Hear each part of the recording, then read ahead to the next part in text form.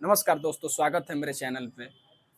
मनीष कश्यप जो कि बिहार का इकलौता ऐसा पत्रकार है जो कि हर किसी गरीब के आवाज़ को उठाते हैं। हर किसी की आवाज़ को उठाना वो अपनी आवाज़ समझते हैं और अपनी आवाज़ समझ के वो किसी की आवाज़ को उठाते हैं।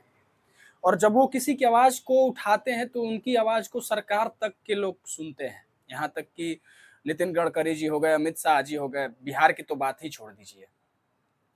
जब बिहार के नेता भ्रष्टाचारी हो गए हैं तो वो क्यों सुनेंगे, किसकी सुनेंगे? आप लोग ने एक क्लिप वायरल होते हुए भी देखा था जब लालू जी ने, अब जब मुख्यमंत्री थे तब की मैं बात बता रहा हूँ, जब लालू जी के मार्ग पे कोई गया था, मतलब उनके जहाँ वो रहते हैं भवन में, वहां पे बहुत सारे लोग गए थे उनसे काम मांगने की तलाश में। तो उन्होंने खिदार दिया कि तुम्हारा बाप का यहाँ बपावती चल रहा है क्या, जो तुम्हें काम देते? जाओ जहां मन करे वहां काम करो।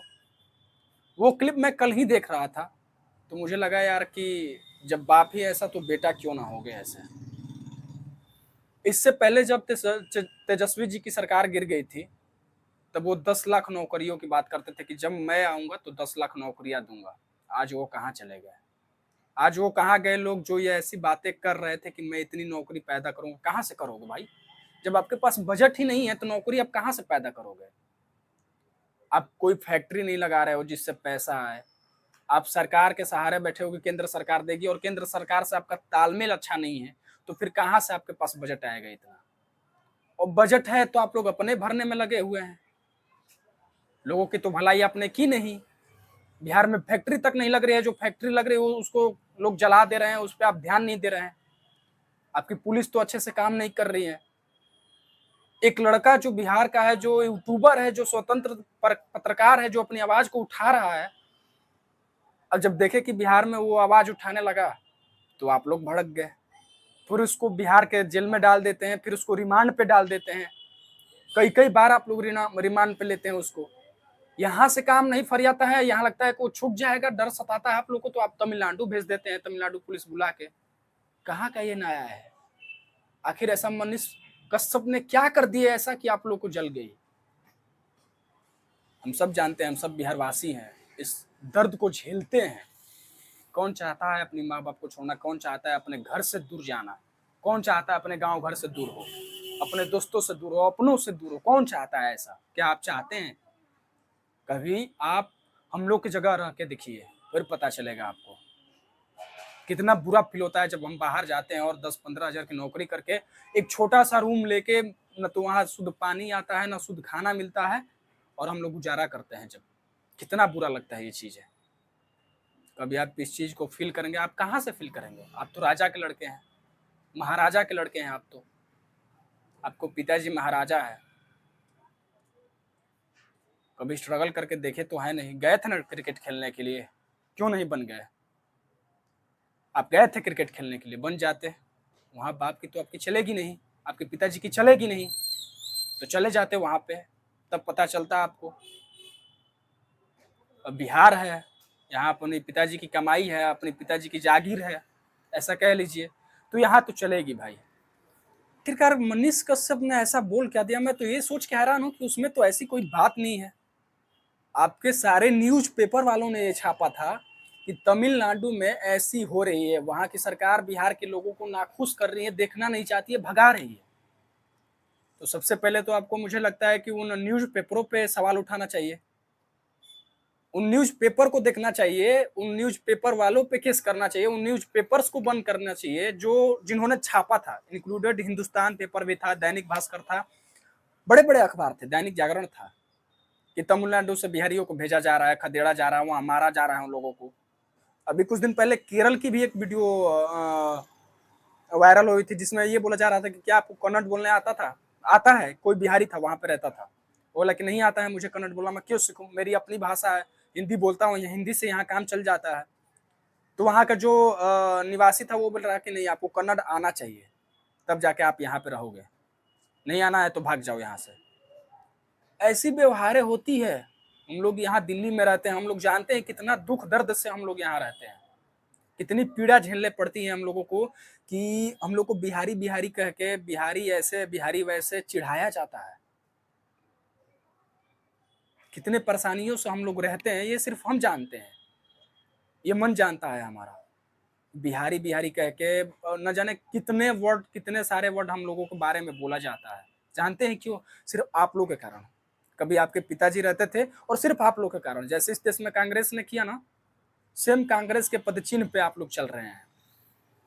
आप लोगों के कारण कितना कुछ बिहारियों को सुनना पड़ता है, ये सिर्फ बिहारी जानते हैं और जो रहते हैं बाहर में वो जानते हैं।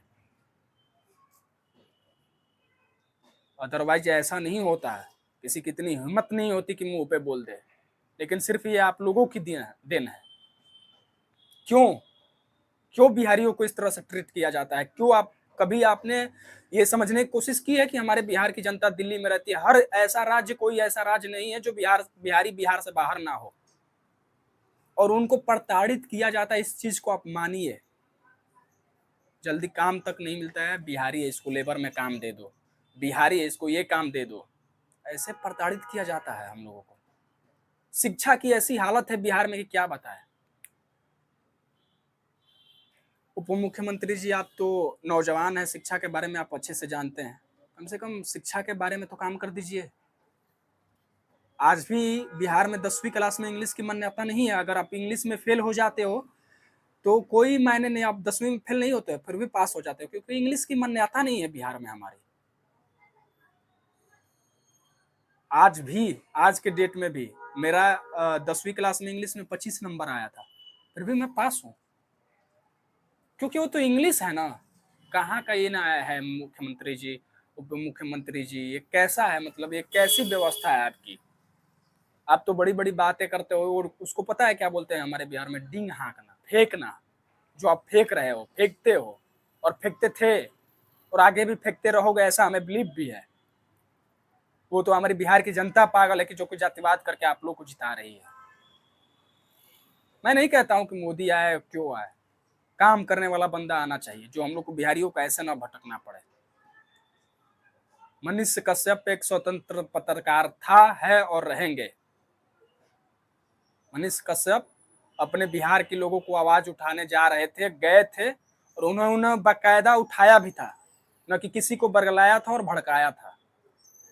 उन्होंने कोई भी ऐसा काम नहीं किया था, जबकि सारा वीडियो पड़ा हुआ है।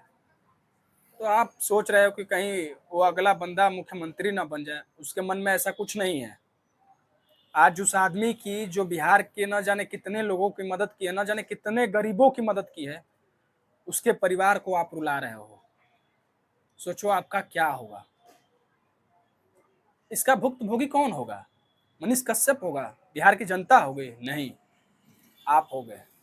जैसे कांग्रेस का पतन हो रहा है ना, याद रखिएगा, आपका तो ऐसा पतन होगा कि आपके पूरे मतलब साथ बहुत नहीं आएंगे। राजनीति के नाम से डरेंगे आपके साथ बहुत, ये मैं वादा करता हूं आपसे। दिन होते हैं सबके, आज आपके पास है, कल किसी और के पास होगा। दिन हरदम एक जैसे नहीं होते हैं। आज आपका है, कल किसी और का होगा। ये वक्त है साहब, बदल जाता है। लेकिन आप जिस दिन तड़पोगे ना, उस दिन पूरा बिहार डंका बजाएगा, याद रखिएगा। चारा घोटाले जैसे घोटाले में आपके पिताजी, इतना बड़ा घोटाला, बिहार की जनता के पैसे खा गए। रेल घोटाला, रेल मंत्रालय में जो रेल मंत्री थे, उस समय का घोटाला किससे छिपा हुआ है? कौन नहीं जानता? आप नहीं जानते हैं इस चीज को? अभी आपके पिताजी जेल से होके आए हैं, फिर जाएंगे। कौन नहीं जानता है? मनीष कश्यप किसी की आवाज उठा रहा है, वो भी न्यूज, सच्चा न्यूज में जो कि छपा हुआ है, उस चीज के उस आप फंसाना चाहते हैं उस पत्रकार को, उस यूट्यूबर को। जो आदमी महीने का 10-15 लाख रुपए कमाता हो, उसके अकाउंट में 2 सालों में मात्र 45 लाख रुपए बचे हो, क्यों? वो भी आपने तक कैश नहीं पकड़ा है। वो अगला इंसान आपका टैक्स भरता है, वो भी हर मंथ। फिर भी आप उस आदमी को पकड़ के तमिलनाडु भेज रहे हो। आप अपनी इज्जत कितने बना रहे हो, बस आप इतना समझ लो, बिहारियों की इज्जत आप कितना बना रहे हो। जो आदमी तमिलनाडु गया था बिहारियों की आवाज बनने के लिए, कभी ये नहीं सोचा होगा कि वो आदमी तमिलनाडु के जेल में रहेगा, जेल में बैठेगा। मन बड़ा दुखी है, बड़ा पीड़ित है मन, और इसका भुक्तभोगी सिर्फ आप होंगे, याद रखिएगा। कुछ ज्यादा नहीं बोलना चाहता हूँ, उनके परिवार को आप तड़पा रहे हैं। हम मनीष कश्यप के साथ हैं और रहेंगे भी। आप पढ़े लिखे शायद होते, 9वीं फेल नहीं होते तो आप भी समझते इस पीड़ा को, इस चीज को समझते हैं कि मनीष कश्यप ने क्या किया है। आप सिर्फ एक राजनीति के बल पे फान रहे। सोचिए जिस दिन ये कुर्सी खत्म हो जाएगी, जिस दिन ये कुर्सी गिर जाएगी आपकी, जिस दिन सरकार गिर जाएगी, उस दिन क्या होगा आपका। अब कौन है फिर, कौन आपको जानता है? Who are you? You are nothing man, you are nothing, you know, you are only man. कोई नहीं पहचानेगा आपको। इतने अच्छे काम नहीं किए हैं आप, इतने अच्छे कर्म नहीं किए हैं कि आपको लोग जानेंगे, आपको पूछेंगे। याद रखिएगा ये चीज। नमस्कार। बहुत ज्यादा नहीं बोलूंगा।